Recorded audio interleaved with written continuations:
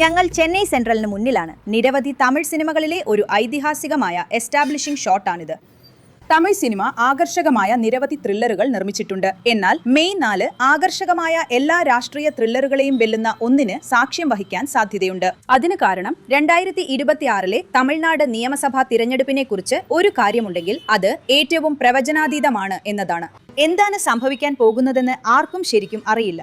ഇതുവരെ ഇല്ലാത്ത വിധം ഇതൊരു തുറന്ന മത്സരമാണ്. അതുകൊണ്ടാണ് എല്ലാ രാഷ്ട്രീയ പാർട്ടികളും നേതാക്കളും മുൾമുനയിൽ നിൽക്കുന്നത്. അതിനു കാരണം വോട്ട് വിഭജനത്തിന്റെ തെരഞ്ഞെടുപ്പ് കണക്കുകൂട്ടലുകൾ ഒരു പ്രത്യേക രാഷ്ട്രീയ പാർട്ടിയെ അനുകൂലിക്കുന്നുണ്ടെങ്കിൽ മറ്റൊരു രാഷ്ട്രീയ പാർട്ടിക്കാണ് മുൻതൂക്കം. കൂടാതെ സഖ്യങ്ങളുടെ തെരഞ്ഞെടുപ്പ് രസതന്ത്രം മറ്റൊരു മുന്നണിയെ അനുകൂലിക്കുന്നതായും തോന്നുന്നു. അതുകൊണ്ടാണ് ഫലമെണ്ണുന്ന മെയ് 4 നിരവധി അപ്രതീക്ഷിത തിരിവുകളും മറിവുകളും പ്രതീക്ഷിക്കുന്ന ഏറ്റവും കൗതുകകരമായ ഒരു തിരഞ്ഞെടുപ്പായി ഇത് മാറാൻ പോകുന്നത്. വിവിധ രാഷ്ട്രീയ പാർട്ടികൾക്ക് എന്തെല്ലാമാണ് അനുകൂലമായതെന്നും പ്രതികൂലമായതെന്നും നമുക്ക് നോക്കാം.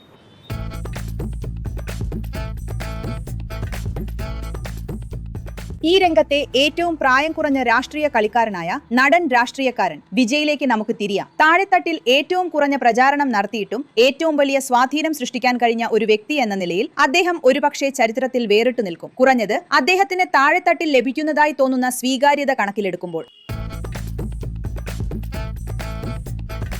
അണ്ണൻ ഇത് ചെയ്യുന്നത് നമുക്ക് വേണ്ടിയാണ്. അണ്ണൻ വന്നപ്പോൾ എല്ലാവരും ഒരു ഇന്റർവ്യൂ കൊടുത്തു. ആ സമയത്ത് അണ്ണനെ വിഭൂതി അണിയിക്കാൻ ഞാൻ ആഗ്രഹിച്ചു. എൻ്റെ അച്ഛൻ അമ്മനെ സ്റ്റേജിലേക്ക് വരുത്തി എന്നെ നാണം കെടുത്തി. അത് തന്നെ എനിക്കൊരു വലിയ ഷോക്കായിരുന്നു.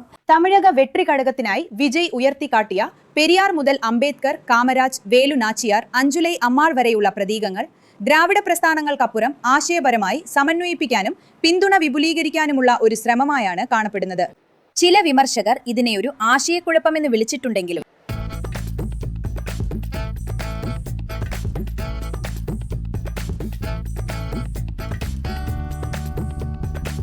അപ്പോൾ 2026 വിജയെ ഇത്രയും പ്രബലനാക്കുന്നത് എന്താണ്?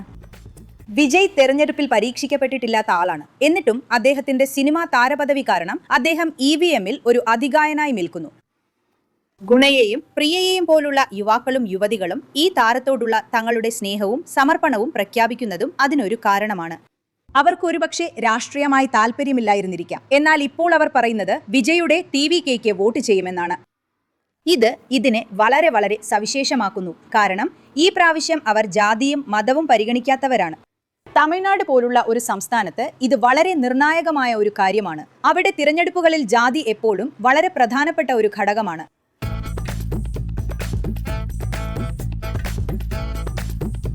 TVKയുടെ തെരഞ്ഞെടുപ്പ് ചിഹ്നമായ വിസിൽ ആളുകൾക്ക് വളരെ എളുപ്പത്തിൽ ബന്ധപ്പെടുത്താൻ കഴിയുന്ന ഒന്നാണ്. കൂടാതെ ഈ വളരെ പുതിയ പാർട്ടിക്ക് അതൊരു വലിയ ഉത്തേജനവുമായി. യാദൃശ്ചികമായി പറയട്ടെ, വിസിൽ പോഡ് കഴിഞ്ഞ 18 വർഷമായി ഏറെ ജനപ്രീതിയുള്ള ചെന്നൈ സൂപ്പർ കിങ്സിന്റെ ടാഗ്ലൈനാണ്. ഞാൻ നൈറ്റ് ഷിഫ്റ്റിലാണ് ജോലി ചെയ്യുന്നത്. മാത്രമല്ല എനിക്ക് രാഷ്ട്രീയത്തിൽ തീരെ താല്പര്യമില്ല. പക്ഷേ ഞാൻ വിജയുടെ ഒരു വലിയ ആരാധികയാണ്. ഞാനൊരു വിജയ ആരാധിക ആയതുകൊണ്ട് മാത്രം പറയുന്നതല്ല. ഇത്തവണ എല്ലാവർക്കും ഒരു മാറ്റം വേണം. അദ്ദേഹം വന്നാൽ അത് നല്ലതും ഗംഭീരവുമായിരിക്കും. അതുകൊണ്ട് TVKയും വിജയും വളരെ ശക്തമായ ഒരു DMK വിരുദ്ധ നിലപാടാണ് എടുത്തിരിക്കുന്നത്. അതിനർത്ഥം ഭരണവിരുദ്ധ വോട്ടുകൾ വിഭജിക്കപ്പെടും. അത് ഒരുപക്ഷെ അറിയാതെ DMKക്ക് ഒരു നേട്ടമുണ്ടാക്കിയേക്കാം. ഈ ഒരൊറ്റ വ്യക്തിയുടെ വ്യക്തിപ്രഭാവത്തെയും താരപരിവേഷത്തെയും ആശ്രയിക്കുന്ന ഒരു ഏകാംഗ പാർട്ടിയായാണ് TVKയെ കാണുന്നത്. സ്ഥാനാർത്ഥികളിൽ ഭൂരിഭാഗവും അജ്ഞാതരാണ്. കൂടാതെ TVKയുടെ ബൂത്ത് തലത്തിലുള്ള മാനേജ്മെന്റ് ദുർബലമായിരിക്കുമെന്ന് മറ്റ് രാഷ്ട്രീയ പാർട്ടികൾ പ്രതീക്ഷിക്കുന്നു. എന്നാൽ ഈ വോളണ്ടിയർമാരെല്ലാം അത് നിഷേധിക്കുകയാണ്. ഓരോ ബൂത്തിലും ഓരോ ഭാഗത്തും ഞങ്ങൾക്ക് ബൂത്ത് തലത്തിലുള്ള ഏജന്റുമാരുണ്ട്. ഞങ്ങൾക്ക് അവർക്ക് പരിശീലനം നൽകിയിട്ടുണ്ട്. അതെ, പരിശീലനം ഏകദേശം 10 ദിവസം അവരുടെ പരിശീലനം ഉണ്ടാവും. ഞങ്ങളുടെ സ്ഥലങ്ങളിൽ വെച്ച് ഞങ്ങളുടെ മുതിർന്ന വ്യക്തികളാൽ നൽകപ്പെടുന്നത്. ശരി, ഞങ്ങൾക്ക് ഓരോരോ ഭാഗത്തും ഞങ്ങൾക്ക് ബൂത്ത് തലത്തിലുള്ള ഏജന്റുമാരുണ്ട്. ഞങ്ങൾക്ക് TVKയ്ക്കും വിജയ്ക്കും എതിരെയുള്ള വിമർശനം അദ്ദേഹത്തിന്റെ പ്രചാരണങ്ങൾ പ്രൊഫഷണലോ സംഘടിതമോ ആയിരുന്നില്ല എന്നതും അതിനാൽ നിരവധി പരിപാടികൾ റദ്ദാക്കേണ്ടി വന്നു എന്നതുമാണ്. എന്നാൽ പാർട്ടിക്ക് മേലുള്ള സമ്മർദ്ദങ്ങൾ കാരണമാണിതെന്ന് വോളണ്ടിയർമാർ പറയുന്നു. അദ്ദേഹം ഒരു പത്രസമ്മേളനവും നടത്തിയിട്ടില്ല എന്നതാണ് മറ്റൊരു വിമർശനം. അതിനാൽ മിക്ക വിഷയങ്ങളിലുമുള്ള അദ്ദേഹത്തിന്റെ കാഴ്ചപ്പാടുകൾ ഇപ്പോഴും അറിയില്ല.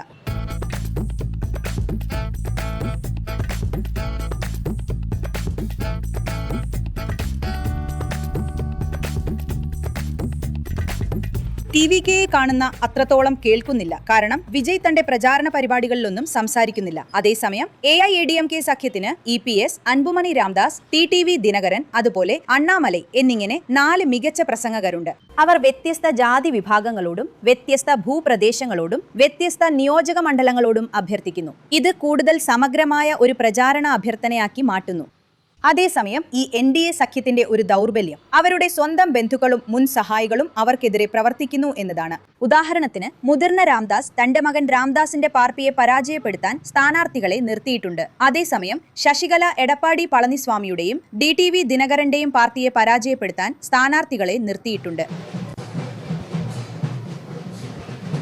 AIADMKയുടെ നേതൃത്വത്തിലുള്ള NDA സഖ്യത്തിന് അനുകൂലമായത് തെരഞ്ഞെടുപ്പ് കണക്കുകളും പ്രകടമായ രസതന്ത്രവുമാണ്. കാരണം പ്രചാരണത്തിൽ AIADMK, BJP, PMK, AMMK, TMC എന്നിവ ഒരുമിച്ചതോടെ അവർ ഐക്യമുഖമാണ് അവതരിപ്പിക്കുന്നത്. ഈ വ്യത്യസ്ത പാർട്ടികൾക്കിടയിൽ വോട്ട് കൈമാറ്റം നടന്നാൽ അത് NDAക്ക് നേട്ടമാകും. എന്നിരുന്നാലും EPSന് എതിരായി വരുന്നത് ഡൽഹി നേതൃത്വത്തിന് EPS അടിമപ്പെട്ട രൂപത്തിൽ തമിഴ്നാട് ഡൽഹിക്ക് അടിമപ്പെടുന്നു എന്നതിനെക്കുറിച്ചുള്ള പ്രചാരണമാണ്.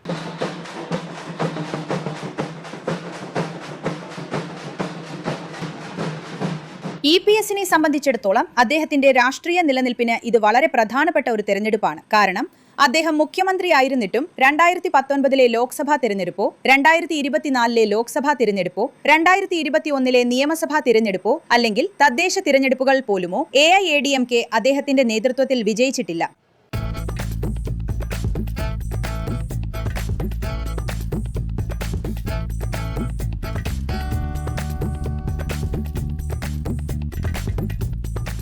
ഈ പ്രത്യേക തിരഞ്ഞെടുപ്പിൽ DMKക്ക് ലഭിക്കുന്ന ഏറ്റവും വലിയ നേട്ടം ഭരണവിരുദ്ധ വികാരം ADMKയ്ക്കും TVKയ്ക്കുമിടയിൽ വിഭജിക്കപ്പെട്ടു എന്നതാണ്. ഇത് DMKയെ വിജയത്തിലേക്ക് നയിക്കുമെന്ന് അവർ പ്രതീക്ഷിക്കുന്നു.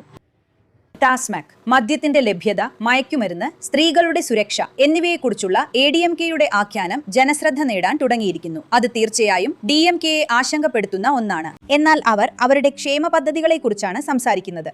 ഓർക്കുക, സ്റ്റാലിൻ 26 പാർട്ടികളുടെ ഒരു സഖ്യം രൂപീകരിച്ചിട്ടുണ്ട്. ഓരോ മണ്ഡലത്തിലും 1000, 2000, 3000 വോട്ടുകളുടെ വ്യത്യാസം പോലും അവരുടെ പരാജയത്തിലേക്ക് നയിക്കുന്നില്ലെന്ന് ഉറപ്പാക്കാൻ ശ്രമിക്കുകയാണ്. MK സ്റ്റാലിന്റെ മതേതര പുരോഗമന സഖ്യത്തിനാണ് ഏറ്റവും ദൃശ്യമായ പ്രചാരണമുണ്ടായിരുന്നത്. മുഖ്യമന്ത്രി തന്നെ മുന്നിൽ നിന്ന് നയിച്ചു. ഉപമുഖ്യമന്ത്രി ഉദയനിധി, കനിമൊഴി, തമിഴച്ചി തങ്കപാണ്ഡ്യൻ തുടങ്ങിയ MP മാർ, കമൽഹാസൻ, DMDKയുടെ പ്രേമലത പോലും സ്ത്രീ സുരക്ഷയെയും തിരുപ്പരൻകുன்றത്തെയും കുറിച്ചുള്ള അവരുടെ പരാമർശങ്ങൾ സഖ്യത്തെ വെട്ടിലാക്കിയെങ്കിലും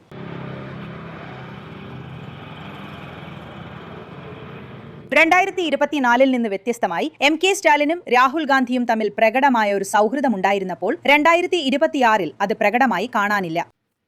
വിജയുടെ TVKയുമായി ഒരു സഖ്യത്തിനും കൂട്ടുകെട്ടിനും രാഹുൽ ഗാന്ധിക്ക് താൽപര്യമുണ്ടായിരുന്നുവെന്നും എന്നാൽ പാർട്ടിയിലെ പല മുതിർന്ന നേതാക്കളുടെയും അഭിപ്രായം വിജയിച്ചുവെന്നും അതുകൊണ്ടാണ് DMKയുമായുള്ള സഖ്യം തുടരാൻ അദ്ദേഹം നിർബന്ധിതനായതെന്നും അത് സഖ്യത്തിന്റെ രസതന്ത്രത്തെ ബാധിച്ചുവെന്നും പലരും ഞങ്ങളോട് പറയുന്നു.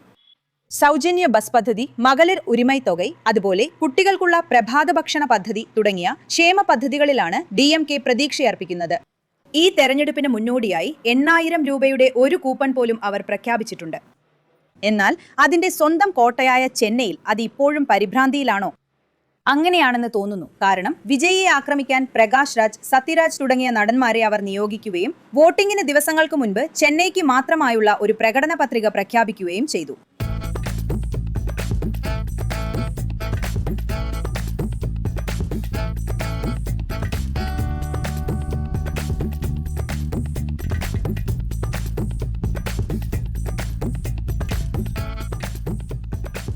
മത്സരരംഗത്ത് 4മതൊരു രാഷ്ട്രീയ കളിക്കാരൻ കൂടിയുണ്ട്.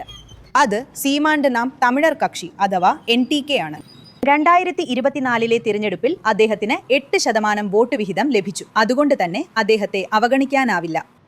DMK, ADMK മറ്റു പാർട്ടികളിൽ നിന്നും കൂടി അദ്ദേഹം വോട്ട് പിടിക്കുമെന്ന് പ്രതീക്ഷിക്കുന്നത് പോലെ തന്നെ വിജയ് അദ്ദേഹത്തിന്റെ വോട്ട് വിഹിതത്തിന്റെ ഗണ്യമായ ഒരു ഭാഗവും കൈക്കലാക്കുമെന്ന് പ്രതീക്ഷിക്കുന്നു. ഒരുപക്ഷെ 2026 തമിഴ്നാട് തെരഞ്ഞെടുപ്പിലെ ഏറ്റവും വലിയ കഥയും അതുതന്നെയാണ്. വിജയ് ആരെയാണ് കൂടുതൽ ദോഷിപ്പിക്കാൻ പോകുന്നത്? ആർക്കാണ് അദ്ദേഹം ഗുണം ചെയ്യാൻ പോകുന്നത്? ചെന്നൈയിൽ നിന്ന് ക്യാമറ പേഴ്സൺ പോൾരാജിനൊപ്പം ഡീകോഡറിന് വേണ്ടി ഊമ സുധി.